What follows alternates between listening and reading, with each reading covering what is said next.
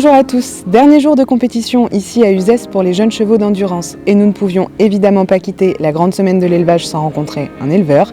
Marcel Mézy, à la tête de l'élevage de Bozoul, s'est ainsi prêté au jeu de l'interview. Sur ces terres du sud Aveyron, ce sont pas moins de 500 chevaux qui vivent en liberté, grâce notamment à un procédé de fertilisation des sols biologiques qu'il a lui-même mis au point. Rencontre avec un personnage aussi haut en couleur que visionnaire. Je regarde Joe, regarde. C'est ton patron. Bon, mais bonne course, hein. Il est bien nerveux. Elles sont belles, ouais, elles sont magnifiques. Bonjour Marcel Mézy, bonjour Charline, merci de nous accorder un petit peu de temps. Vous êtes à la tête de l'élevage de Bozoul qui n'est plus à présenter en endurance, tant vous avez eu des représentants au meilleur niveau en France et à l'étranger. Qu'est-ce que ça représente la grande semaine d'Uzès pour vous et pour votre élevage? Uzès, c'est une très grosse échéance voilà. Pour nos chevaux, c'est pour les jeunes chevaux dont on amène une quarantaine de chevaux tous les ans. Pour l'endurance, c'est presque le plus grand jour. Hein. Oui.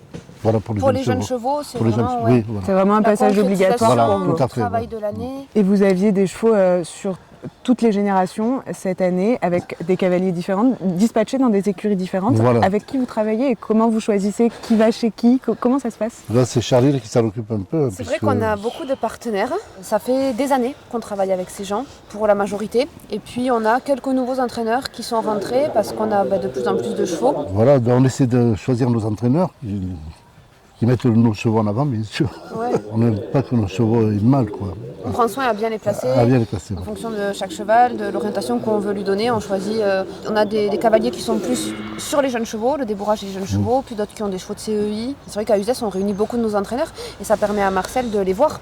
Parce que toute l'année, les chevaux ils sont chez les entraîneurs et dans le planning de Marcel, il n'a pas le temps, même moi, j'ai pas le temps d'aller les visiter. Au moins, Uzès, on voit tous nos entraîneurs, tous nos chevaux, tous nos jeunes chevaux. C'est un bon moment pour nous. Et tous ces chevaux, justement, ils sont élevés en semi-extensif sur le COS, oui. en liberté. Quelle est fait. votre philosophie d'élevage et concrètement, quel est le quotidien de ces chevaux, de leur naissance jusqu'à leur mise à l'entraînement? Ces chevaux ont beaucoup de place, ont énormément de chance, vous voyez, parce qu'ils ont beaucoup d'herbe, tout à fait. Mais ce qui est un peu extraordinaire, c'est qu'on a 500 chevaux, un peu plus, et on a zéro maladie. Je crois qu'on perd 0,2% de cheptel par an, c'est minime. À ce niveau-là, on est très très très bon. Voilà. Et ça, c'est un peu grâce à mon procédé, vous savez, c'est les micro-organismes qui fertilisent les sols. J'ai la chance d'avoir fait un produit aussi intéressant. Et du coup, ce produit, ça fait des années que vous avez travaillé depuis dessus. Les années 80, mais c'est vrai que j'ai eu du mal au début à faire, c'est en 1980 dire qu'on pouvait fertiliser des engrais avec des micro-organismes, j'étais fou. Bon, j'étais dans ce qu'il fallait faire en 1980, mais on ne parlait pas de bio. Ouais, pas dans les gens qui travaillaient en bio faisaient 30 à 40% de moins.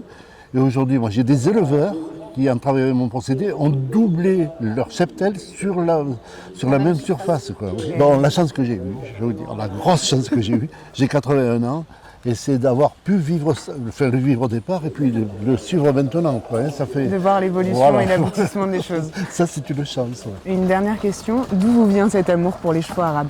On a des terrains pour les chevaux arabes, hein. Et donc c'est pour ça que j'ai des chevaux arabes chez moi. Et puis bon, le cheval arabe, c'est presque un oiseau. Il vole, quoi, vous voyez.